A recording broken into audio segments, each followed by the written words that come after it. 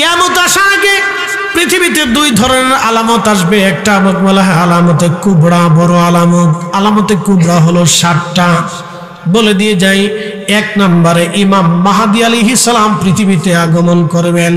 2 নম্বরে ইমাম মাহদীর পরে হযরতে ঈসা রুহুল্লাহ পৃথিবীতে আসমান থেকে নেমে আসবেন। 3 নম্বরে দাজ্জাল আসবে, তামাম পৃথিবীতে ফিতনা ছড়াইতে থাকবে। 4র্থ নম্বর দাব্বাতুল আরদ আসবে, একটা বিশেষ প্রাণী, সে মানুষের সাথে কথা বলতে থাকবে। 5ম নম্বর কিয়ামতের আলামত হলো সারা পৃথিবীতে একযোগে একসাথে ভূমিকম্প হতে থাকবে। 6ষ্ঠ নম্বর পশ্চিম আকাশ থেকে সূর্য উদিত হয়ে যাবে। এটা হলো 6ষ্ঠ নম্বর কিয়ামতের আলামতে কুবরা। 6ষ্ঠ নম্বর হলো পশ্চিম আকাশ থেকে সূর্য উদিত হবে, তওবার দরজা বন্ধ হয়ে যাবে। 7ম নম্বর আরবের কোন এক স্থান থেকে আগ্নেয়গিরি শুরু হবে, প্রচুর পরিমাণে আগুন সারা পৃথিবীতে ছড়িয়ে যাবে। আপনারা দেখলেন আমেরিকার ক্যালিফোর্নিয়ার একটা শহর, মুহূর্তের ভিতরে আমার আল্লাহ দাবানল দিয়ে আগুন দিয়ে মুহূর্তের ভিতরে 150 বর্গ ফুট এলাকা থেকে শুরু করে বিরাট একটা শহর, আমার আল্লাহ সুন্দর সাজানো শহর। পৃথিবীর বড় বড় ধনীরা, পৃথিবীর বড় বড় আপনার রাজনীতিবিদেরা, পৃথিবীর ধনী ধনী ওই যে আপনার কি বলে আপনার যারা তারকা আছে, যারা তারকা যাদেরকে বলে তারা, আসলে কি তারা তারা না শয়তান? একসাথে বলেন, তারা কি তারকা না শয়তান? পৃথিবীর এদের মতো জেনাখোর আর জেনার সৃষ্টিকারী পৃথিবীতে আর কেউ নেই। কথা কন না কেন? পৃথিবীতে এদের মতো জেনার সৃষ্টিকারী, বেহায়াপনা সৃষ্টিকারী পৃথিবীতে কেউ নাই। তারা কিসের তারকা? তারা শয়তানের তারা। তারা শয়তানের ভূমিকা নিয়ে পৃথিবীতে অসংখ্য যুবকের মানে কি বলে নারীর ইজ্জত নষ্ট করেছে, অনেক যুবকের চরিত্র তারা ধ্বংস করে দিয়েছে। কথা কন না কেন? ঠিক কিনা? তাদের নাম দিছে তারকা। শয়তান কোথাকার? ইলমুদ্দিন, ভারতের এক লেখক বই লেখলো, নাম দিল রঙ্গিলা রসুল। নাউজুবিল্লাহি মিন যালিক। এই বইয়ের ভিতরে সে রসুল করিমের জীবনের কুৎসা রটনা করল। নবীজি, প্রিয় নবী অধিক বিয়ে করেছিলেন কাম পিপাসা নিবারণ করার জন্য। এই সমস্ত বাজে মন্তব্য রসুলের শান হিসেবে ব্যবহার করলো। আরো ভয়াবহ শব্দ যেগুলো আমি মুখে আনতে পারবো না, আমার দ্বারা সম্ভব না। আল্লাহর হাবিবের জীবনের চরিত্র নিয়ে সে বাজে বাজে বক্তব্য দিল। লক্ষ লক্ষ মুসলমান ক্ষোভে ফেটে পড়ল। আল্লামা ডক্টর ইকবাল তখন জিন্দা। মগজ কোরা রোহে ইমাজান দিন হাসতে হব্বে রহমাতুল্লিল আলামিন, হাসতে হব্বে রহমাতুল্লিল আলামিন। কে ওয়াফা তूने मोहम्मद से तू हम तेरे ये जा चीज ही किया लौह कलम तेरे। এই ছন্দগুলি সে এরপরে লিখছে ঘটনার পরে। আল্লামা ডক্টর ইকবাল তখনও জিন্দা। পাকিস্তানের লাহোরের এক ছোট্ট কাঠ মিস্ত্রি ইলমুদ্দিন, সামান্য বেতনে চাকরি করত ইলমুদ্দিন। হে যুবক ভাইরা, হে 360 আউলিয়ার দেশের সিলেটের মুসলমান, পানাইয়ের চকবাসী মনোযোগ দিবেন। ইলমুদ্দিন একজন কাঠ মিস্ত্রি, তাও কাঠ মিস্ত্রি অরিজিনাল না, কাঠ মিস্ত্রির জোগাইলা হেল্পার যাকে বলা হয়। কোন রকম দিন আনতো, দিন খাইতো, মুখে দাড়িও নাই, লেখাপড়া নাই, কোন রকম মক্তবে লেখাপড়া করেছিল ইলমুদ্দিন। দুনিয়ার লেখাপড়া এসেছিল আক্ষরিক জ্ঞান শূন্য। দুনিয়ার লেখাপড়া এসে আক্ষরিক জ্ঞান শূন্য, তার কিছুই ছিল না, কোনো লেখাপড়া নাই, নামটা পর্যন্ত লিখতে পারত না। হযরত ইলমুদ্দিন দুনিয়ার 100 ধাম যুবক কেবলমাত্র কাঠমিস্ত্রির হেল্পার, তিনি চিন্তা করলেন না আমার রসুলের শানে এত বড় অপমান বরদাস্ত করা যায় না। কলিজার ভিতরে রসুলের প্রেম দাও দাও করে জ্বলে উঠল তার। হযরতে ইলমুদ্দিন এই তরুণ যুবক কলিজার ভিতরে দাও দাও করে জ্বলে ওঠার পরে ছোট্ট একটা ছুরি কিনে নিল, 2 ধারালো বিশিষ্ট ছুরি। তার একটাই চিন্তা, রঙ্গিলা রসুলের লেখককে আমি জীবনের তরে শেষ করে দিব, হয় আমি শহীদ হব না হয় সে মারা যাবে। আমার রসুলের সামনে এত বড় কুৎসা, কলিজার ভিতর থেকে ইলমুদ্দিন ভালোবেসে ফেললো আল্লাহ রসুলকে। সুদূর লাহোর থেকে দিল্লি আসলো, দিল্লির আদালত বসেছে। ইলমুদ্দিন জানলো লেখকটাকে একজন দেখিয়ে দিবল, ওই যে সুন্দর চেহারার একটা সাদা ফর্সা, ওই লোকটাই হবে সেই রঙ্গিলা রসুলের লেখক। ইলমুদ্দিন আস্তে করে তার পাশে দাঁড়িয়ে গেল। আদালত চত্বরের ভিতরে ইলমুদ্দিন তার 2 ধারালো বিশিষ্ট ছুরি দিয়ে ওই রঙ্গিলা রাসূলের লেখকের পেটের মধ্যে ছুরি টেনে দিয়ে পোড়া পেটটাকে ফেরে ভুড়ি নাড়ি ভুড়ি বের করে দিল। আদালত চত্বরে ছটফট করে এই জাহান্নামের কুকুর জাহান্নামে চলে গেল। একবার জোরে বলা যাবে কি আল্লাহু আকবার? না না, আরো জোরে বলেন আল্লাহু আকবার। এমন সাহসী মুসলমান কয়জন আছে দেখেন, কল্পনা করতে পারবেন আপনি? এই এখান থেকে শুনে যাবেন, বিরাট বড় ডক্টর ডিগ্রি হলে আশিক রাসূল হওয়া যায় না। কি কথা বল না কেন? অনেক বড় মেধা জ্ঞানী হলে আশিক রাসূল হয় না। পৃথিবীর বড় বড় বিশ্ববিদ্যালয় থেকে সার্টিফিকেট আনলে আশিক রাসূল হওয়া যায় না। আশিক রাসূল হইতে হলে ইশকে রাসূলে ভরপুর একটা দিলের প্রয়োজন। চেহারা কালো হলেও চলবে, কাঠমিস্ত্রি হলেও চলবে, রিকশাওয়ালা হলেও চলবে, দিনমজুর হলেও চলবে, শ্রমিক হলেও চলবে, খেটেখুটে হলেও চলবে, লেখাপড়া না থাকলেও চলবে। কথা বলেন ঠিক না?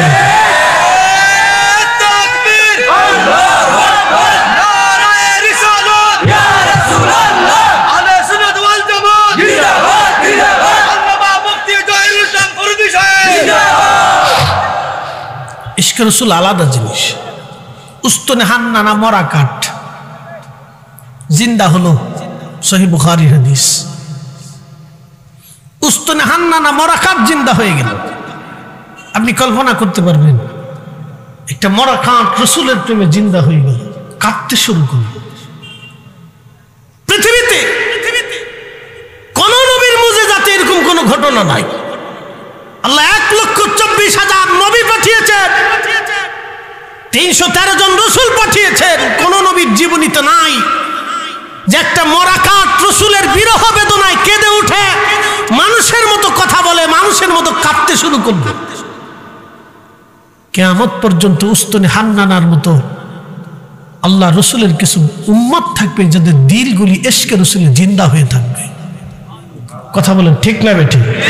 থাকবে। আপনি যত বেদাতের ফতোয়া দেন থাকবে, ফিরে দিতে পারবেন না।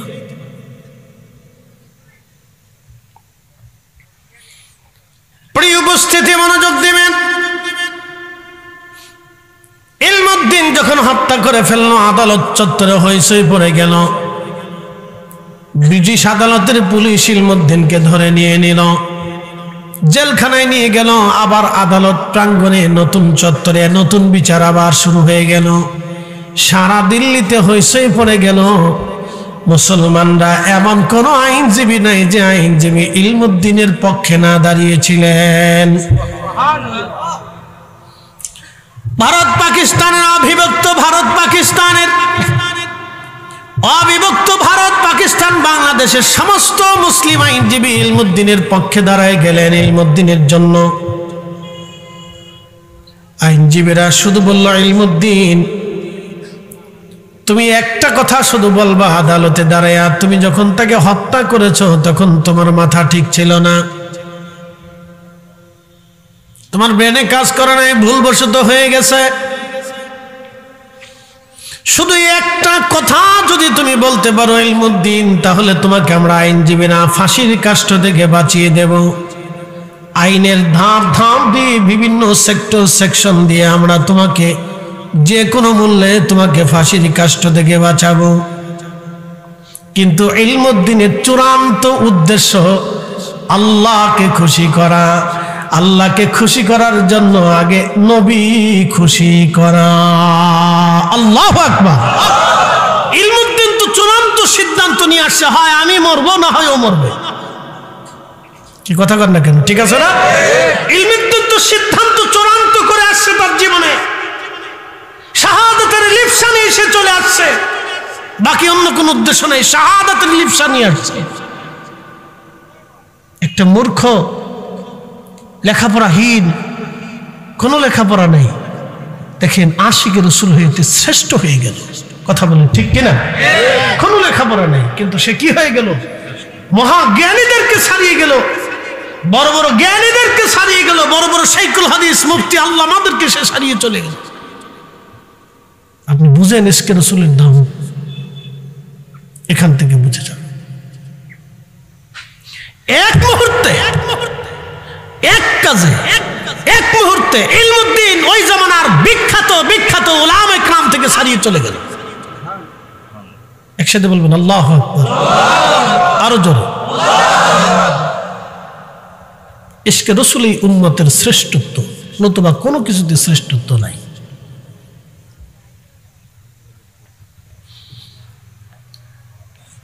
হ্যাঁ, সিলেটের মুসলমান মনোযোগ দিবেন। হযরত ইলমুদ্দিন রাহিমাহুল্লাহ পরের দিন আদালত বসলো, উকিলরা বুঝিয়ে আসলো, তুমি শুধু এই কথাটা বলে দেবা ইলমুদ্দিনের উদ্দেশ্য তো একটা, চূড়ান্ত শাহাদাতের লিপ্সা নিয়ে এসে আসছে রসুল খুশি করার জন্যে, রসুল প্রেমে বিভোর হয়ে ইলমুদ্দিন নবী খুশি করার জন্য এসেছেন। আজ কাজী নজরুল কত চমৎকার লিখেছিলেন, আল্লাহকে যে পাইতে চায়। আপনি কোরআনের সাথে কাজী নজরুলের কবিতার ছন্দ মিলিয়ে দেখবেন, অথচ এই ব্যক্তি মাদ্রাসাতে আমাদের মতো এত লেখাপড়া করে নাই। ভালো করে বুঝবেন, আল্লাহকে যে পাইতে চায় হজর ভালোবেসে, আরশ কুরসি লৌহ কলম না চাহিতেই পেয়েছে সে। হযরত ইলমুদ্দিনের ঘটনার পরে, শাহাদাতের পরে আল্লামা ডক্টর ইকবাল কত চমৎকার ভাষায় তিনি লিখলেন, কে ওফা তুনে मोहम्मद से तू हम तेरे हैं, ये जांच जी किया लौह कलम तेरे हैं। আল্লামা ইকবাল লিখলেন, হে নবীর উম্মত, তুমি যদি রাসূলের ওফাদার গোলাম হতে পারো, তোমার জীবনের সবকিছু দিয়ে যদি রাসূলের গোলামি করতে পারো, হে নবীর উম্মত, আল্লামা ইকবাল লেখে, হে নবীর উম্মত, তুমি যদি তোমার জীবনের সবকিছু দিয়ে নবীর গোলামি করতে পারো, গোলামি করতে পারো, গোলামি করতে পারো, তামাম মাখলুক তোমার হয়ে যাবে, তামাম সৃষ্টি তোমার হয়ে যাবে। একবার জোরে বলা যাবে কি আল্লাহু আকবার। সারা পৃথিবীতে যত আউলিয়া কিরাম এসেছিলেন, হযরত ইমাম আযম, ইমাম শাফিঈ, ইমাম মালিকি, ইমাম হাম্বলি, ইমাম বুখারী, ইমাম মুসলিম, ইবনে হিব্বান, ইমাম ইবনে মাজাহ, ইমাম তিরমিজি, ইমাম হাকিম, ইমাম সুয়ুতি, ইমাম হাজার আসকালানি, মোল্লা আলী কারি মক্কি, ইমাম কাসতালানি, পৃথিবীর যত বড় বড় ইমাম, যত বড় বড় মুহাদ্দিস পৃথিবীতে এসেছিলেন, পৃথিবীর যত ওলি এসেছিলেন, আবুল হাসান কিরকানি, বাইজিদ বুস্তামি, হযরত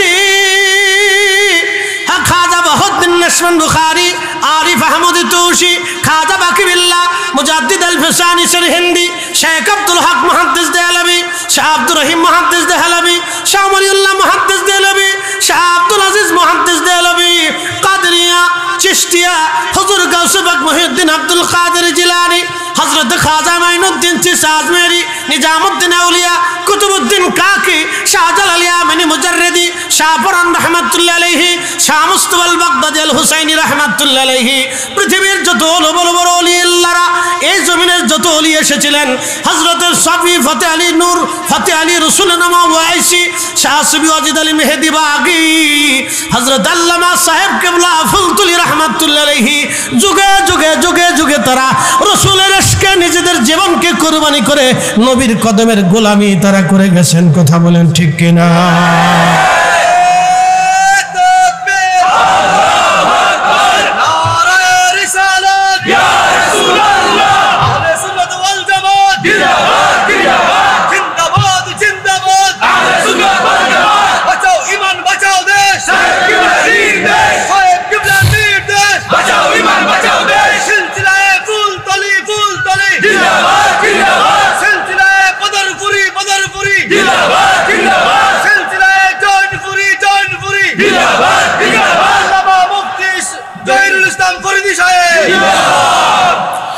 আল্লামা ডক্টর ইকবাল রাহিমাহুল্লাহ ইলমুদ্দিনের ঘটনার পরে তখনই তিনি লিখলেন, মগজ কোরা রূহে ঈমান দিন হাসতে হবে রাহমাতুল লিল আলামিন।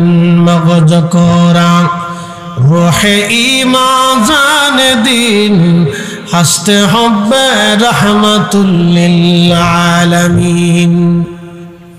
কোরআনের মগজ বানাও, কোরআনের মগজ, বুঝতে পারতেছেন? কোরআনের মূল, কোরআনের সারমর্ম, কোরআনের মূল, কোরআনের মগজ, কোরআনের মূল মগজ কোরা রূহে ঈমান, ঈমানের রুহু, ঈমানের জীবন, ঈমানের জীবন, ঈমানের রূহ, মগজ কোরা রূহে ঈমান দিন, ধর্মের জান, ধর্মের প্রাণ, হাসতে হবে রাহমাতুল লিল আলামিন।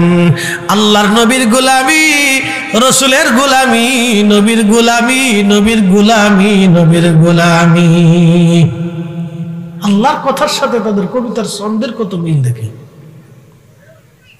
আল্লাহ কোরআনে একে এতে বলে দিলেন, আল্লাহু আকবার ওয়ালিল্লাহিল হামদু বিসমিল্লাহির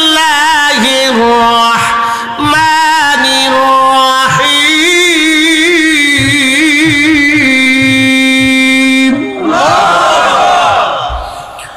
মান ইউতি'ir রাসূল ফাকাদ আতা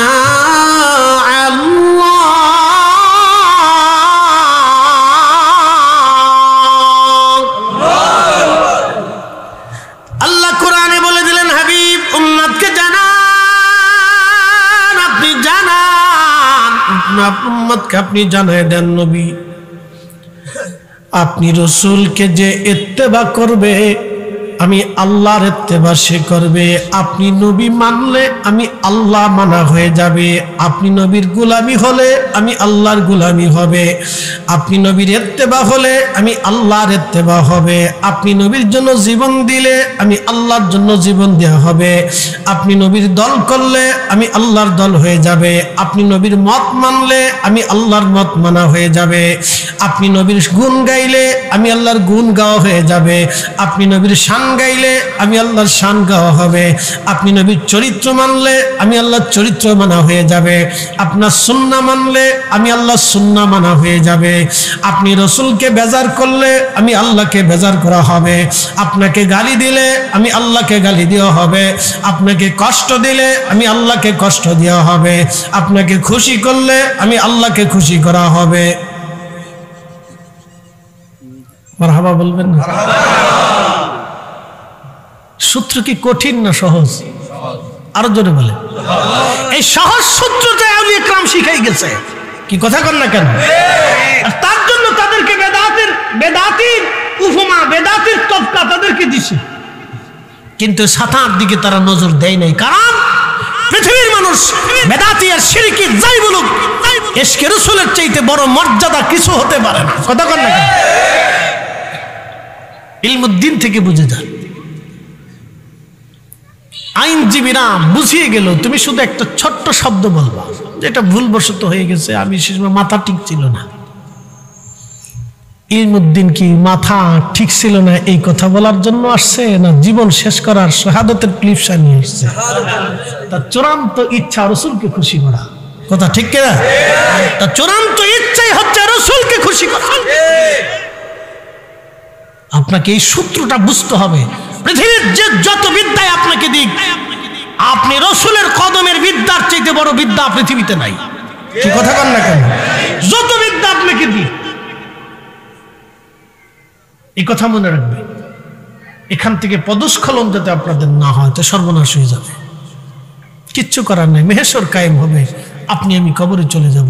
আমাদের আগে বহু জাতি গোষ্ঠী বংশ কবরে চলে গেছে, আল্লাহর কিচ্ছু আসে যায় না।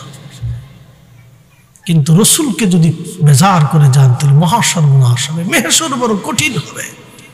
পৃথিবীর কেউ আপনাকে মেহেশরে সাহায্য করার কোনো রাস্তাই থাকবে না। না হুজুর গাউসে পাক, না বড় বড় আউলিয়া, আতকিয়া, মুজাদ্দিদ, উলামা, ফুদালা, মুহাদ্দিস, মুফাসসির, না সাহাবী, না তাবি, না তাবি তাবি, না হাসান বসরি, রাবেয়া বসরির মতো বড় বড় আউলিয়ারা। সেদিন রাসূল কারীমের কদম মোবারক পর্যন্ত আপনাকে কেউ নিতে পারবে না যদি এখানে গুস্তাখি করে যান। কোটি কোটি মানুষ আপনার ভক্ত হলে কি হবে? কি হবে তাতে দিয়ে? আপনার আমার কবরে কোটি কোটি মানুষ যদি ফুল দেয়, কি লাভ হবে যদি রাসূল বেজার থাকে? কথা কি সহজ না কঠিন? একবার সহজ না? যদি রাসূল আমার উপরে বেজার থাকে তো কোটি কোটি মানুষ আমার কবরে ফুল দিলে কি লাভ হবে? বলুন কি লাভ হবে? কোটি মানুষ আমাকে গালি দিলে কি ক্ষতি হবে যদি রাসূল আমার উপর খুশি থাকে? সূত্র তো সহজ, আমি কঠিন কোন সূত্র দিচ্ছি না। এই সহজ সূত্রটা আউলিয়া কিরাম আপনাদেরকে বাতলাইছে। সাহেব কেবলা ফুলতুলি রন্দে রন্দে ঘুরে ঘুরে বৃদ্ধকালে চামড়া মুখ জেগেছে, শরীর শুকিয়ে গেছে, বয়া শীর্ণ ক্ষীণ দুর্বল হয়ে গেছে, তারপরও আপনারা ডাক নিয়ে চলে আসছে। ইচ্ছা করলে বৃদ্ধকালে আরামায়েশ করে ঘুরে ফিরে লন্ডন, আমেরিকা দিয়ে, সিলেট দিয়ে ঘুরে ঘুরে থাকতে পারতেন। প্রিয় উপস্থিতি, মনোযোগ দিয়ে কথাগুলি শুনবেন। ইলমুদ্দিন বিচারক জিজ্ঞেস করলো, আপনি কি খুন করেছেন? বলে হ্যাঁ। ইচ্ছায় না অনিচ্ছায়? একেবারে সুন্দর ইচ্ছায়। একসাথে বলবেন আল্লাহু আকবার। আমি একবারে সজ্ঞানে ইচ্ছায় আমি তাকে হত্যা করছি।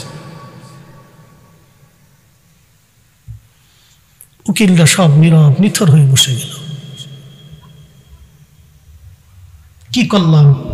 আর ইলমুদ্দিন কি বলে ফেলল? সমস্ত মুসলিম উকিল যারা ছিল সব নিথর হয়ে পড়ে গেল। একটা শব্দ উচ্চারণ করলে তাকে ফাঁসির কাষ্ঠ থেকে আজ বাঁচাই দিতে পারতাম। সমস্ত আদালত চত্বর নীরব হয়ে গেল। বিচারক রায় দিবে। বিচারক রায় দিলেন তাকে ফাঁসির কাষ্ঠে ঝুলিয়ে হত্যা করা হোক। বিচারকরা জিজ্ঞেস করলো, ইলমুদ্দিন কথাটা না বললে কি হতো না? ইলমুদ্দিন বললেন, কি করে আমি কথাটা বলবো? গত রাত্রে রাসূল কারীম আমাকে স্বপ্নে দেখা দিয়েছে।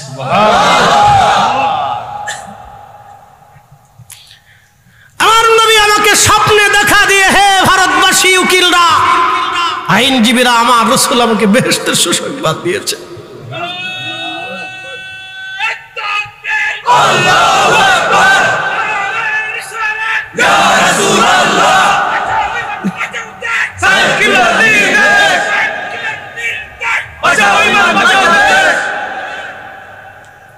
হে রাসূল তোমায় ভালোবাসি,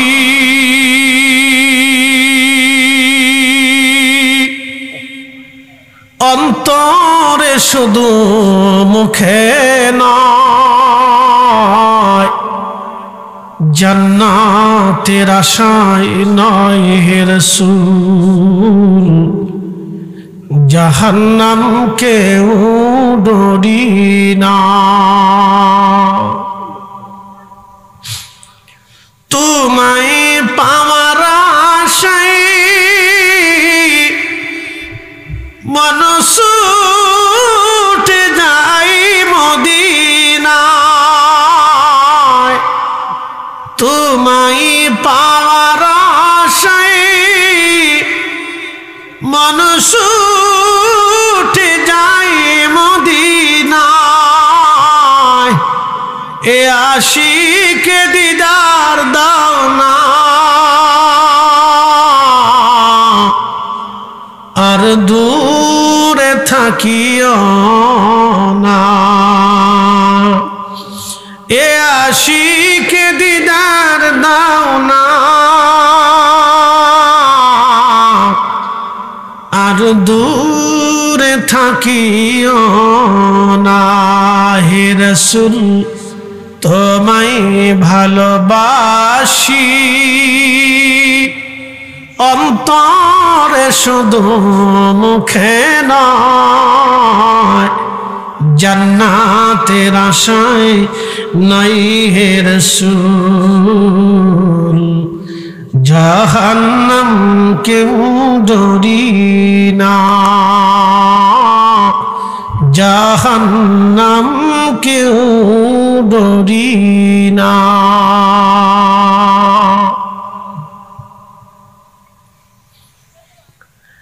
ইলমুদ্দিন ডাকতে বলে, আইনজীবীরা রাসূল আমাকে স্বপ্নে দেখা দিয়েছেন, জান্নাতের সুসংবাদ দিয়ে গেছেন, বলেছেন জান্নাতে আমার সাথে আমি নবীজির সাথে খানা খাবো, নাস্তা করব, একসাথে রাসূলের কাছে চলে যাব।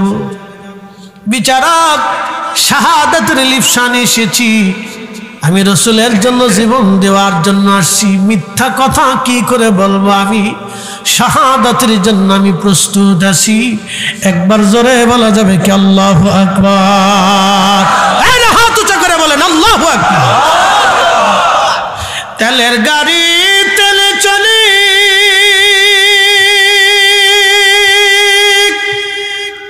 হাওয়ার গাড়ি হাওয়ায় উড়ে, বিনা তেলে চালায় গাড়ি নবী সুলাইমান। আমরা সেই মুসলমান, আমরা সেই মুসলমান। কথা বলেন ঠিক কিনা?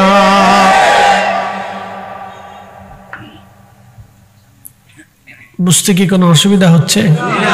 আমি শুধু একজন আশিক রাসূলের জীবনী শুনাইলাম, বাকি হাজার হাজার লক্ষ লক্ষ এখনো কিতাবের পৃষ্ঠায় পড়ে আছে। আমি শুধু একজনের কথা শুনিয়েছি, বাজার হাজার হাজার লক্ষ লক্ষ আশিকদের জীবনী কিতাবের পৃষ্ঠাতে কিতাবের পর কিতাব লিখিত বর্ণিত পড়ে আছে। একজনের কথা শুনেছি। এই জন্য আল্লাহর চূড়ান্ত ফয়সালা, আমাকে পাইতে হলে রাসূলকে পেতে হবে আগে। কথা ঠিক কিনা? আল্লাহ রাসূলকে পেতে হবে। এখন আপনি যেই দল করেন, মত করেন, রাজনীতি করেন, ওটা আপনার। রাসূল আমাদের সবার ঊর্ধ্বে। কথা বলেন ঠিক কিনা? আল্লাহর নবী সবার ঊর্ধ্বে। এখানে ইজ্জতের কেউ হাত দিলে সে বাপ হলেও তাকে মানা যাবে না। একসাথে বলেন মানা যাবে না। সময়ের সংক্ষিপ্ততা, রাসূলের একজন আশিকের জীবনী শুনিয়েছি, সাহাবী রাসূল। কষ্ট হবে আপনাদের? আব্দুল্লাহ ইবনে উবাই, মুনাফিকে আযম, সর্বশ্রেষ্ঠ মুনাফিক, মুনাফিকদের সর্দার।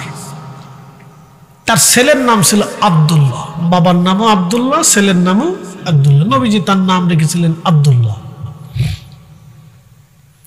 ছেলে খুব আশিক রাসূল ছিল। সূরা মুনাফিকের তাফসীরের ভিতরে আসছে, কোন এক জিহাদে রাসূল করিম সাহাবায়ে কিরাম নিয়ে রওনা করলেন। রওনা করার সময় এই সাহাবায়ে কিরাম বিশ্রাম করতেছিলেন। তো কোন এক কারণবশত এক আনসারী এবং মুহাজিরদের মধ্যে বাক বিতণ্ডতা লাগলো। হতে পারে না, অনেক জায়গায় হয় না, আমাদের হয়ে যায়। তো তর্কাতর্কি হলো। মুহাজির সাহাবীদের কাছে বিচার দিল, আনসারি সাহাবীদের কাছে বিচার দিল। তো বাইদা বাই ঘটনার বর্ণনা চলে গেল আব্দুল্লাহ ইবনে উবাইর কাছে। আব্দুল্লাহ ইবনে উবাই আনসারীদেরকে ডাক দিয়ে বললেন, এই আনসারীরা, আমরা মুহাজিরদেরকে জায়গা দিছি, খাইতে দিছি, পড়তে দিছি, থাকতে দিছি, ঘুমাইতে দিছি, জমি দিছি, ঘর দিছি, আমরা আমাদের স্ত্রীদেরকে তালাক দিয়ে তাদের সাথে বিয়ে দিছি, তাদের সাহস কি করা হয় আমরা আনসারীদেরকে ধমক দেয়? মদিনায় যাওয়ার পরে এই আনসারীদেরকে ঘর থেকে বের করে দেব, মদিনার থেকে তাড়িয়ে দেব এই মুহাজিরদেরকে। একটা শব্দ, মদিনায় ফেরত যাওয়ার পরে সমস্ত মুহাজিরদেরকে ঘাট ধাক্কা দিয়ে বের করে দেব। আল্লাহ রাসূলের কাছে সংবাদ শোনার সাথে নবী জিহাদের রওনা বাদ দিয়ে বলেন, মদিনাতে মুভ করো। বড় বিশৃঙ্খলা মুজাহিদদের মধ্যে বিধে গেছে। নবীজি বললেন, দ্রুত মদিনায় মুভ করো। রাত্রিবেলায় নবীজি রওনা করলেন, বিশ্রাম করতে দেন। ওই সফরে আল্লাহর নবী সারা রাত্র পথ চলতেন, সারাদিন ঘুমাইতেন। বলে কেন? রাত্রিবেলা পথ চললে ঝগড়াঝগড়ি করার সময় নাই, দিনের বেলা বিশ্রাম করলে কেউ ঝগড়া করার টাইম পাবে না। মুনাফিকরা তো উস্কানি দিয়ে ফেলছে, যে কোনো সময় যুদ্ধ বাঁধিয়ে দিবে মুহাজির আনসারদের ভিতরে।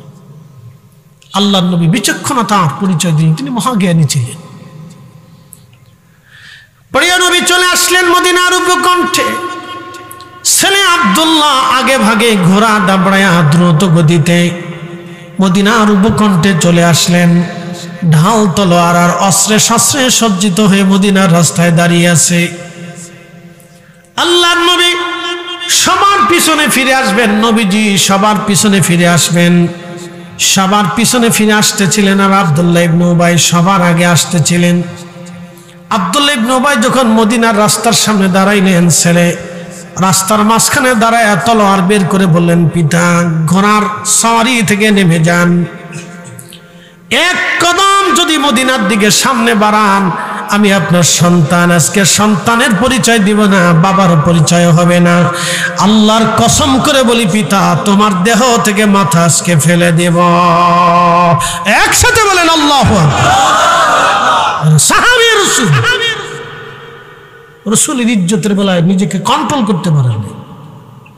আমার রাসূল মুহাজির বলতে যাই, পিতা, কলিজাতে সাহস কি করে হয় আপনি মুহাজিরদেরকে মদিনার থেকে তাড়িয়ে দিবেন? আমার রাসূল মুহাজির, আপনার এত বড় স্পর্ধা কে দিয়েছে? ছেলে তলোয়ার নিয়ে বারবার পিতার সামনের দিকে আগাইতেছিলেন। এক কদম যদি মদিনার দিকে আগাও, দেহ থেকে মাথা ফেলে দেব, জবাই করে ফেলবে। পিতা হতভম্ব হয়ে গেলেন। আমার রাসূল আসবে, নবী যদি অনুমতি দেয় তোমাকে মদিনায় ঢুকতে, তাহলে ঢুকতে পারবা। আর যদি রাসূল অনুমতি না দেয়, আল্লাহর কসম, আমি ছেলে তোমাকে এইখানে জবাই করব। একসাথে বলবেন আল্লাহু আকবার। না হয় না, আরো জোরে আল্লাহু আকবার, আল্লাহু আকবার, ইয়া রাসূলুল্লাহ, জিন্দাবাদ, সাহেব কিবলা। প্রিয় উপস্থিতি, আল্লাহর হাবিব সবার পিছনে ফিরে আসলেন। সবার পিছনে ফিরে আসার পরে রাসূল কারীম সাল্লাল্লাহু আলাইহি সাল্লাম আব্দুল্লাহকে বললেন, আব্দুল্লাহ কি হয়েছে? বলি, ইয়া রাসূলুল্লাহ, আমার বাবা বলেছেন মুহাজিরদেরকে মদিনার থেকে বের করে দিবেন, অথচ আপনি মুহাজিরদের অন্তর্ভুক্ত। প্রিয় নবীজি, আপনি অনুমতি দিলে বাবাকে মদিনায় ঢুকতে দিব, নতুবা নিজের হাতে বাবাকে আজকে জবাই দিব। আপনি কল্পনা করতে পারবেন, ইশকে রাসূল দেখেন তো, একটা ছেলে অস্ত্র হাতে তার বাবার গর্দানের সামনে দাঁড়িয়ে গেছে। বাপ চিনি না, আজকে শুধু একটা শব্দ রাসূলের কথা বলে নেই, শুধু মুহাজিরদের কথা বলছে। ছেলে তাতেই নিয়ে নিছে আমার রাসূল মুহাজিরদের অন্তর্ভুক্ত। মুহাজিরদেরকে বের করা মানে রাসূলকে অপমান করা। কি কথা বললেন? মুহাজিরকে বের করা মানে রাসূলকে অপমান করা। আপনি যদি এর গভীরতা উপলব্ধি করেন তাহলে আপনার কলিজার ভিতরে ইশকে রাসূল দানা বেঁধে উঠবে। যদি গভীরতা উপলব্ধি না করেন তাহলে কিয়ামত পর্যন্ত আমি বুঝাই আপনাকে বুঝাইতে পারবো না। সূরা মুনাফিক পড়ে দেখবেন কেন মুনাফিকের আয়াতগুলি নাজিল হয়েছিল সেই দিন।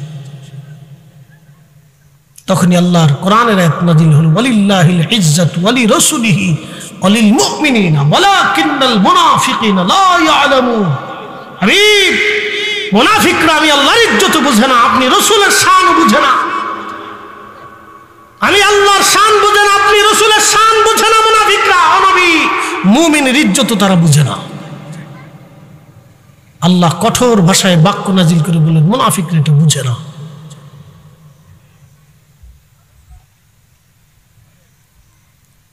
কোরআনের কত আয়াতের তাফসীর হয় কিন্তু এই সমস্ত আয়াতের তাফসীর হয় না।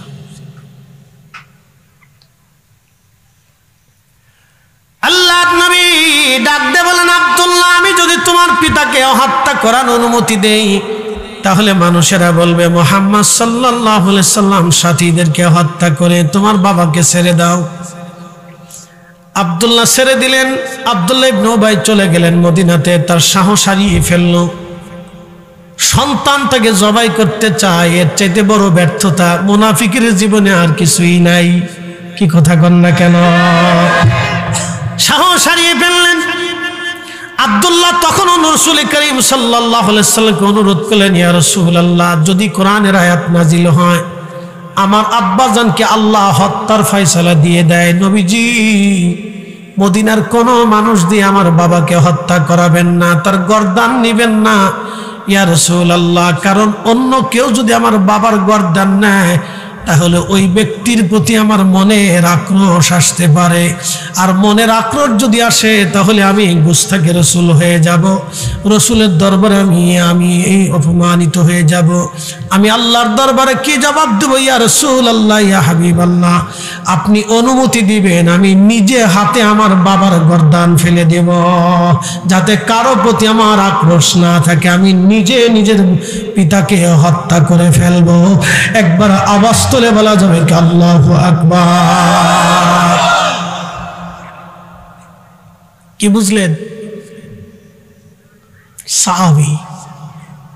আমি এই জন্য বললাম, আমি এক ইলমুদ্দিনের জীবনী বলেছি, লক্ষ লক্ষ আশিক রাসূলদের কথা কিতাবের পৃষ্ঠাতে পড়ে আছে, আপনি জানেনই না। সাহাবীদের জীবনের অনুভূতি দেখেছেন, শুধু বুঝে যাবে নিজের বাপকে ছেড়ে দেয়, নিজের বাপ ছেড়ে দেয় না।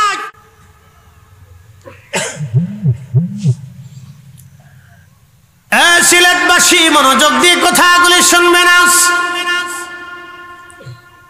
একটা কথা মনে রাখবেন, সাদাকাল্লাহুল মাওলানাল আযীম। আল্লাহর কোরআন, আল্লাহ যা বলেছেন তাহা ঠিক, একটা বাক্য মিথ্যা হবে না। আমার সাদাকা রাসূলুহুন নবিয়ুল হাবিবুল কারীম, আমার নবী যা বলেছেন তাহা সত্য, একটা কথাও কখনো মিথ্যা হবে না। আল্লাহ রাসূলের কথাকে ইয়াকিন করে নিজেদের কলিজার ভিতরে দৃঢ় বিশ্বাস নিয়ে পথ চলবেন। আল্লাহ যা বলেছেন তাহা সত্য, একেবারে কলিজার ভিতরে ভরে দৃঢ় ইয়াকিন বিশ্বাস নিয়ে মেনে আপনি পথ চলবেন। আহা, রাসূল করিমের কথা মেনে নেবেন। এই জন্য আল্লাহ বলেন, আতিউল্লাহ, তোমরা আমি আল্লাহর ইত্তেবা করো, ওয়া আতিউর রাসূল, আমার রাসূলের ইত্তেবা করো। তোমরা শোনো, যেইভাবে আমি আল্লাহ মানবে সেইভাবে তোমরা রাসূল মানবে, যেইভাবে আমি আল্লাহকে অনুসরণ করবে সেইভাবে আমার রাসূলের ইত্তেবা করবে। এই জন্য আতিউন শব্দ আল্লাহর বেলায় যেমন, আতিউন শব্দ রাসূলের বেলায় তেমন। পৃথিবীর বাকি কারো ক্ষেত্রে আল্লাহ আতিউন শব্দ ব্যবহার করে নাই, শুধু আমার রাসূলের বেলায় আল্লাহ আতিউন শব্দ ব্যবহার করেছেন। আল্লাহর বেলায় যেমন আতিউন, রাসূলের বেলায় তেমন আতিউন। একবার জোরে বলা যাবে কি মারহাবা? যেইভাবে আল্লাহ মানবেন সেইভাবে নবী মানবেন, যেইভাবে আল্লাহ বিশ্বাস করবেন সেইভাবে রাসূল বিশ্বাস করবেন। এই জন্য আমাদের কারি যারা আছেন তেলাওয়াতের পরে ওয়া সাদাকা রাসূলুহুন নবিয়ুল হাবিবুল কারীম বলে থাকে, কথা কন না কেন? এই জন্য আমরা সুন্নি মুসলমান, এই জন্য আমরা মুসলিম জনতা, মুসলিম জনতা, মুসলিম জনতা। লা ইলাহা ইল্লাল্লাহু মুহাম্মাদুর রাসূলুল্লাহ মানার নাম হলো মুসলিম জনতা, মুসলিম জনতা, মুসলিম জনতা। আল্লাহ আমাদের বুঝার তৌফিক দিক, সকলে জোরে বলেন আমিন। প্রিয় উপস্থিতি, আমরা কবরে চলে যাব, পৃথিবী ধ্বংস হবে। পৃথিবী কি হয়ে যাবে? একসাথে বলে, যে সুন্দর পৃথিবী দেখতেছেন এটা এভাবে থাকবে না, এটা শেষ হবে, ধ্বংস হয়ে যাবে পৃথিবী। পৃথিবীর কিছুই থাকবে না, কিয়ামত আসন্ন। অবিল আখিরাতি হুম ইউকিনুন, তোমরা আখিরাতে বিশ্বাসী হও, আখিরাতের প্রতি পরিপূর্ণ ইয়াকিন আনো যে সেটা কায়েম হবে, প্রতিষ্ঠিত হবে। মালিকি ইয়াউমিদ্দিন, সেই দিনের বিচারক হবে আমার রব। তোমরা হাসরের মাঠের জন্য অপেক্ষায় থাকো, কিয়ামত অনুষ্ঠিত হবে, পৃথিবী মিসমার হবে, তাম সৃষ্টি ধ্বংস হয়ে যাবে। শুধু পৃথিবী না, তাম সৃষ্টি ধ্বংস হয়ে যাবে, তাম সৃষ্টি, তাম সৃষ্টি ধ্বংস হয়ে যাবে। কিয়ামত আসার আগে পৃথিবীতে দুই ধরনের আলামত আসবে। একটা বলা হয় আলামতে কুবরা, বড় আলামত। আলামতে কুবরা হলো 7টা, বলে দিয়ে যাই। 1 নম্বরে ইমাম মাহদী আলাইহিস সালাম পৃথিবীতে আগমন করবেন। 2 নম্বরে ইমাম মাহদীর পরে হযরতে ঈসা রুহুল্লাহ পৃথিবীতে আসমান থেকে নেমে আসবেন। 3 নম্বরে দাজ্জাল আসবে, তাম পৃথিবীতে ফিতনা ছড়াইতে থাকবে। 4 নম্বর দাব্বাতুল আরদ আসবে, একটা বিশেষ প্রাণী, সে মানুষের সাথে কথা বলতে থাকবে। 5 নম্বর কিয়ামতের আলামত হলো সারা পৃথিবীতে একযোগে একসাথে ভূমিকম্প হতে থাকবে। 6 নম্বর পশ্চিম আকাশ থেকে সূর্য উদিত হয়ে যাবে। এটা হলো 6 নম্বর কিয়ামতের আলামতে কুবরা। 6 নম্বর হলো পশ্চিম আকাশ থেকে সূর্য উদিত হবে, তওবার দরজা বন্ধ হয়ে যাবে। 7 নম্বর আরবের কোন এক স্থান থেকে আগ্নেয়গিরি শুরু হবে, প্রচুর পরিমাণে আগুন সারা পৃথিবীতে ছড়িয়ে যাবে। আপনারা দেখলেন আমেরিকার ক্যালিফোর্নিয়ার একটা শহর, মুহূর্তের ভিতরে আমার আল্লাহ দাবানল দিয়ে আগুন দিয়ে মুহূর্তের ভিতরে 150 বর্গ ফুট এলাকা থেকে শুরু করে বিরাট একটা শহর আমার আল্লাহ, সুন্দর সাজানো শহর। পৃথিবীর বড় বড় ধনীরা, পৃথিবীর বড় বড় আপনার রাজনীতিবিদেরা, পৃথিবীর ধনী ওই যে আপনার কি বলে আপনার যারা তারকা আছে, যারা তারকা, যাদেরকে বলে তারা, আসলে কি তারা তারা না শয়তান? একসাথে বলেন, তারা কি তারকা না শয়তান? পৃথিবীর এদের মতো জেনাখোর আর জেনার সৃষ্টিকারী পৃথিবীতে আর কেউ নেই, কথা কন না কেন? পৃথিবীতে এদের মতো জেনার সৃষ্টিকারী, বেহাপনা সৃষ্টিকারী পৃথিবীতে কেউ নাই। তারা কিসের তারকা? তারা শয়তানের তারা, তারা শয়তানের ভূমিকা নিয়ে পৃথিবীতে অসংখ্য যুবকের মানে কি বলে নারীর ইজ্জত নষ্ট করেছে, অনেক যুবকের চরিত্র তারা ধ্বংস করে দিয়েছে, কথা কন না কেন? ঠিক কিনা? তাদের নাম দিছে তারকা। শতান কোথাকার, ওরা বলে তারকা হইছে। ওদের বাড়ি ঘর পর্যন্ত আল্লাহ আগুন দিয়ে পুরো সরকার করে দিচ্ছে। সারা পৃথিবীতে আগুন লাগবে। সেই আগুনটা শুধু আমেরিকার লস অ্যাঞ্জেলস শহর বা ক্যালিফোর্নিয়া বা ওয়াশিংটন থাকবে না, সারা পৃথিবীতে আগুন লাগবে। আল্লাহু আকবার বলবেন না? কোথায় পালাবেন? এটাই শেষ। ওই সময় আল্লাহ হাসরের দিকে মানুষকে দাবড়াই নিতে থাকবে। 7টা আলামত হবে। আলামতে কুবরা, আলামতে সুগরা, এটা রানিং চলমান। একটা আমাতুস সালাহ, নবী বললেন উম্মত নামাজকে হত্যা করে ফেলবে। বহু নামাজি হবে কিন্তু সুদখোর নামাজি, বহু নামাজি কিন্তু ঘুষখোর নামাজি, বহু নামাজি বাদেম্মে নামাজি, বহু নামাজি ফাসিকি নামাজি, বহু নামাজি হবে অন্যের হক মেরে দেওয়া নামাজি। বাংলাদেশ থেকে প্রত্যেক বছর হজে হাজি যায়, কত পার্সেন্ট হালাল টাকার হাজি যায় একটু হিসাব করে দেখবেন। কি কথা কন না কেন? রমজান আসলে ওমরাতে যায়, কত পার্সেন্ট হালাল টাকার ওমরায় যায় রমজান একটু হিসাব করবেন। প্রত্যেক বছরে ওমরায় যায়, মাঝে মধ্যে ওমরায় যায়, কত টাকার হালাল পার্সেন্ট টাকা দিয়ে ওমরায় যায় একটু হিসাব করে দেখবেন, হিসাব করে দেখবেন। আমাতুসসালাহ, উম্মত নামাজকে মেরে ফেলবে, ওয়াদাউল আমানা, উম্মত আমানতকে ধ্বংস করে ফেলবে। তার বাস্তব প্রমাণ হলো বর্তমান রাষ্ট্রীয় সিচুয়েশন, রাষ্ট্রীয় ব্যবস্থাপনা। আমলা থেকে শুরু করে সচিব থেকে শুরু করে নিম্ন পর্যন্ত পিয়ন পর্যন্ত কোটি কোটি টাকার মালিক হয়ে গেছে। সব গরিব আর দুঃখী মেহনতি মানুষের রক্ত ঘামানো আর ঘাম ঝরানো পয়সা অর্থ, কথা বলেন ঠিক না?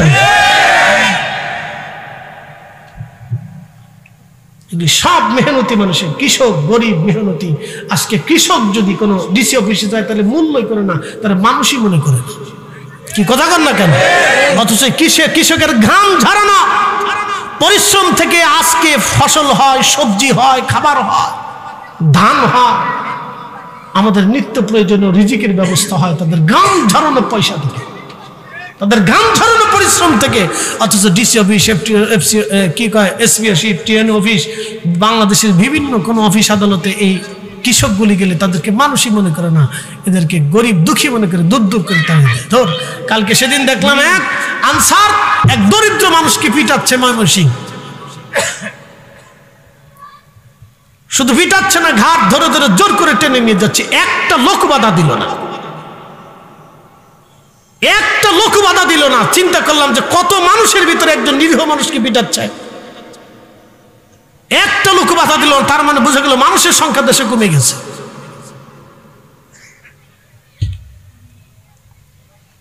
এগুলি চলতেছে।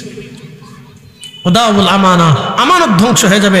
আল্লাহ রাসূল বলেন, উম্মত তখন তোমরা কিয়ামতের জন্য অপেক্ষা করো, প্রস্তুতি নাও তখন কিয়ামতের জন্য।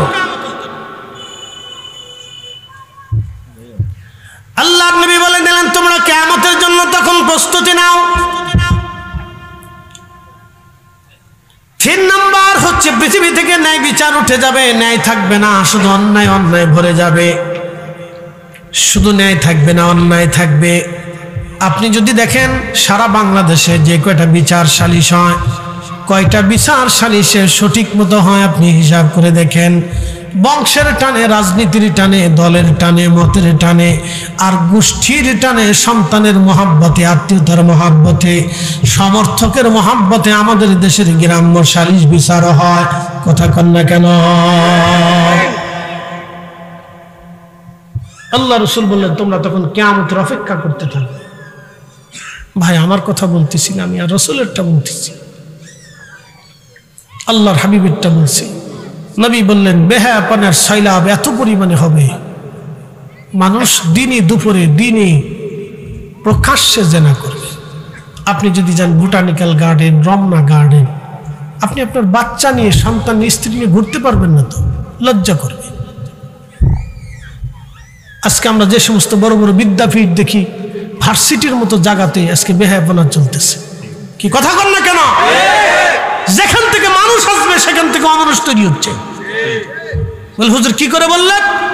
কি করে বলি মানে, ভাত খাইয়া মেধাবীরা যখন একটা পাগলকে পিটাই পিটাই মারে তখন আমরা কি বুঝবো?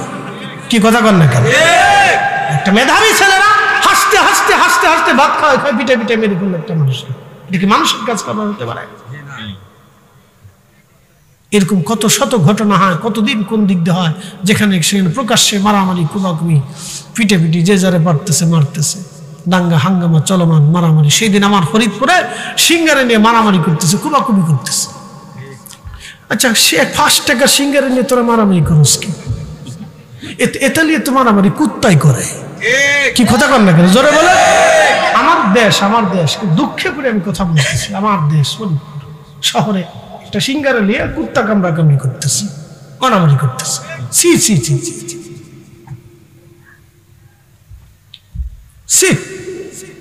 এটা মানুষ আমাদের দেশে। কুত্তাও মাঝে মধ্যে চিন্তা করে, তোরা মানুষ হইছ কে?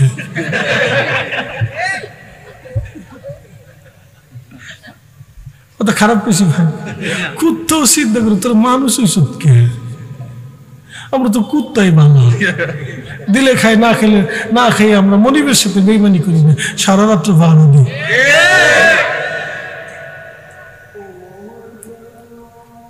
এক মিনিট, মসজিদটা কাছে,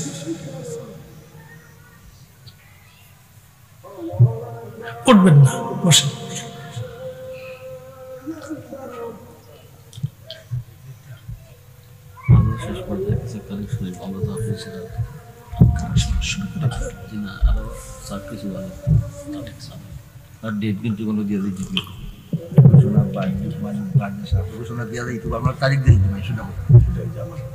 আরে ভাই বুঝি না, আপনি ওখানে ডেট দিয়ে চলে যাবেন আগামী বছর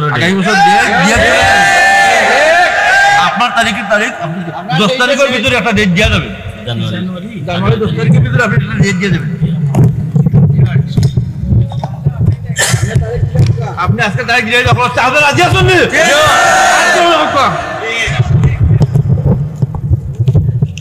আরে মেরে ফেলছে তো।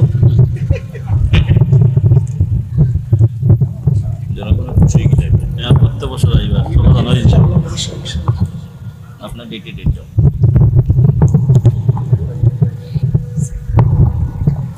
আল্লাহ ভরসা।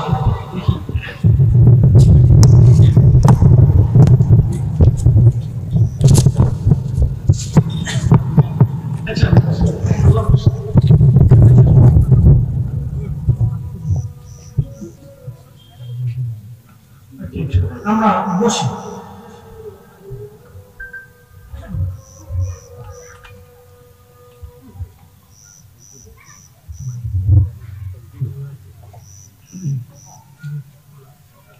দোষে বলি আল্লাহুম্মা সাল্লি আলা সাইয়্যিদিনা মাওলানা মুহাম্মদ ওয়া আলা আলি সাইয়্যিদিনা মাওলানা।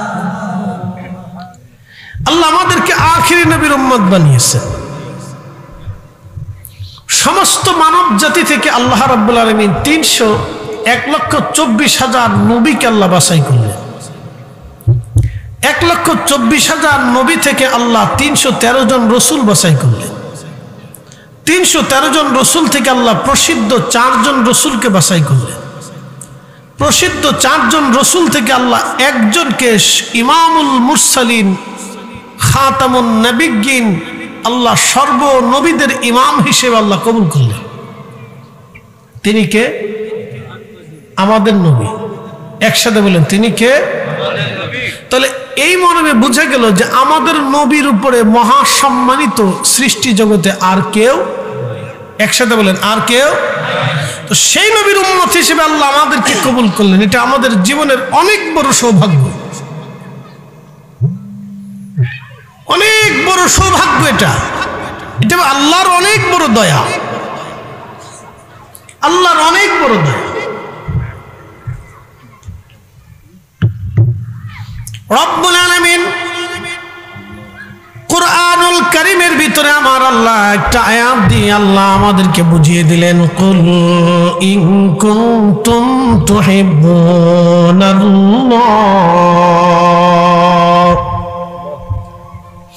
যদিও এই আয়াত এবং অর্থ আমরা বহুবার ওয়াজে শুনছি, তারপর আমি আপনাদের সামনে উপস্থাপন করতেছি। কুল হাজুজ, আপনি বলে দেন, ও নবী আমার আপনি বলে দেন, কুল ইন কুনতুম তুহিব্বুনাল্লাহ ফাত্তাবিউনি ইউহিব্বুকুমুল্লাহ। ও নবী আমার আপনি বলে দেন, কেউ যদি আমি আল্লাহকে ভালোবাসতেই চাই, চূড়ান্ত ভাবে আমি আল্লাহ পেতে চাই, চূড়ান্ত ভাবে আমি আল্লাহ পেতে চাই, চূড়ান্ত ভাবে আমি আল্লাহ পেতে চাই, চূড়ান্ত পর্যায়ে আমি আল্লাহকে খুশি করতে চাই, নবী আপনি বলে দেন, ফাত্তাবিউনি, সে যেন আপনাকে চূড়ান্ত ভাবে মেনে নেয়, আপনাকে চূড়ান্ত ভাবে ভালোবাসে। আপনি খুব মনোযোগ দিবেন। কুল, প্রিয় নবী আপনি বলে দেন, ইন কুনতুম তুহিব্বুনাল্লাহ, কেউ যদি আমি আল্লাহকে চূড়ান্ত ভাবে পেতে চায়, চূড়ান্ত ভাবে ভালোবাসতেই চায়, আমাদের জীবনের লক্ষ্য কি? আল্লাহকে খুশি করে। একসাথে বলেন, আমাদের সবার জীবনের শেষ লক্ষ্য কি? আল্লাহকে, জোরে বলেন, আল্লাহকে কেন করবেন? চোখ দিছে কে? পৃথিবীর সমস্ত জ্ঞান মেধা এক জায়গা হলে, আপনার একটা চোখ নষ্ট হলে তারা চোখ বানিয়ে দিতে পারবে? জিহ্বা দিছে কে? পৃথিবীর সমস্ত মেধা যদি এক জায়গা হয়ে চেষ্টা করে, আল্লাহর একটা জিহ্বা বানিয়ে দিতে পারবে? এই জন্য ওনাকে খুশি করতে হবে। আপনার আমার জীবনের চূড়ান্ত পর্যায়ের সফলতা হলো আল্লাহকে খুশি করা। ওখানে আপনি ইচ্ছা করলে বিয়ে করেন, শাদী করেন, বাচ্চা কাচ্চা হোক, সংসার হোক, বাড়ি হোক, বিল্ডিং করেন, জমি জমা করেন, ইন্ডাস্ট্রি করেন, মসজিদ করেন, মাদ্রাসা করেন, সংসার করেন, সমাজ করেন, রাষ্ট্র করেন, রাজনীতি করেন, আপনি যা কিছু করেন, চূড়ান্ত পর্যায়ে আল্লাহকে খুশি করা হচ্ছে আমাদের কাজ। এতে কোনো সন্দেহ নাই। কথা বুঝতে হবে, কিন্তু আমার কথা খুব ডিপলি মনোযোগের সাথে না শুনলে আপনি আমার কথা বুঝবেন না। খুব গভীরের কথা। আমাদের সবার জীবনের লক্ষ্য উদ্দেশ্য আল্লাহকে খুশি করা, আর কোনো কথা নাই। আল্লাহ আমাদেরকে সৃষ্টিও করছেন, ওমা খলাকতুল জিন্না ওয়াল ইনসা ইল্লা লিয়াবুদুন। আল্লাহ সৃষ্টি করছেন এই উদ্দেশ্যে যে আমরা আল্লাহকে খুশি করব। এক কথা শেষ। লিয়াবুদুন, আল্লাহকে খুশি করা, আল্লাহর গোলামি করা, বন্দিগি করা, আল্লাহকে খুশি করা। আচ্ছা একটা কথা বলি, আপনি বাড়িতে যদি কর্মচারী রাখেন, তো কর্মচারী কেন রাখেন? যে কর্মচারী আপনার বাড়ির কাজ আঞ্জাম দেবে। কথা ঠিক আছে না? নৌকার মাঝি কেন নৌকা চালায়? তার উদ্দেশ্য হলো নদী পার করাবে। তো মাঝির উদ্দেশ্য থেকে সে একবারে নদী পার করাইয়া দেবেই। আপনি যখন গাড়িতে ওঠেন, সিএনজি ড্রাইভারের চিন্তা হলো তাকে একবারে শেষ স্ট্যান্ড পর্যন্ত আপনাকে পৌঁছাবে, নতুবা আপনি টাকা দিবেন না। তো তার চূড়ান্ত ইচ্ছা থেকে চূড়ান্ত পর্যায়ে আপনাকে পৌঁছায় দেওয়া। মাঝির জীবনের ইচ্ছা থেকে চূড়ান্তভাবে আপনাকে নদী পার করাই দেওয়া। আপনার একজন পিতার ইচ্ছা থেকে সন্তানকে জীবনে প্রতিষ্ঠিত করে রেখে যাওয়া। মায়ের ইচ্ছা থেকে সন্তানকে তার চূড়ান্ত পর্যায়ে তার লালন পালন করে বড় করে দেওয়া। তো বান্দার জীবনের চূড়ান্ত ইচ্ছা হলো আল্লাহকে খুশি করা। আল্লাহ এই কোরআনে বলে দিলেন, হাবিব কাউ উম্মতকে বলে দেন, কেউ যদি আমাকে চূড়ান্ত ভাবে খুশি করতেই চায়, তাহলে আপনি তাদেরকে বলেন তারা যেন চূড়ান্ত ভাবে আপনাকে মহব্বত করে আপনাকে মেনে নেয়, আপনাকে ফলো করে, আপনার জীবনের সবকিছুর জন্য তারা গ্রহণ করে নেয়। একসাথে বলবেন সুবহানাল্লাহ, আরো জোরে। এর অর্থ কি বুঝলেন? নবী পাইলে আল্লাহ পাওয়া হয়, নবী খুশি করলে আল্লাহকে খুশি করা হয়, রসুলকে তাজিম করলে আল্লাহকে তাজিম করা হয়, নবীর প্রশংসা করলে আল্লাহর প্রশংসা করা হয়, রসুলের দরুদ করলে আল্লাহকে খুশি করা হয়, রসুলের পক্ষে থাকলে আল্লাহর পক্ষ হয়, নবীর জন্য জীবন দিলে আল্লাহর জন্য জীবন দেওয়া হয়। সহজ। এই ছোট্ট কথা থেকে আমরা ঘুরাইতে ঘুরাইতে ঘুরাইতে ঘুরাইতে আমার কিছু ভাইরা তৌহিদকে মহব্বত করতে যায় রাসালাতের সাথে বিয়াদবি করে, আল্লাহকে খুশি করতে যায় রসুলের দরবারে বিয়াদবি করে। আল্লাহ বলে দিয়েছেন না, তা হবে না, তা হবে না। এই জন্য আমরা আকাবিররা হকের উপরে ছিলেন, তারা জানতেন দরবারে মুস্তাফার গোলামি মানে আল্লাহর গোলামি। কি কথা বলে ঠিক না বেটে? তারা জানতেন দরবারে মুস্তাফার গোলামি মানে আল্লাহর গোলামি, দরবারে মুস্তাফার সন্তুষ্টি মানে আল্লাহর সন্তুষ্টি, দরবারে মুস্তাফার ইত্তেবাই মানে আল্লাহর ইত্তেবা। এই জন্য তারা জীবনের চূড়ান্ত সবকিছু রসুলের কদমে বিলীন করছে।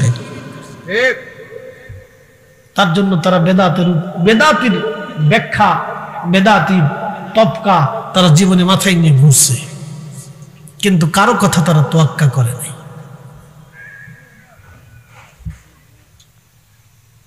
এগুলো আমাদের বুঝতে হবে।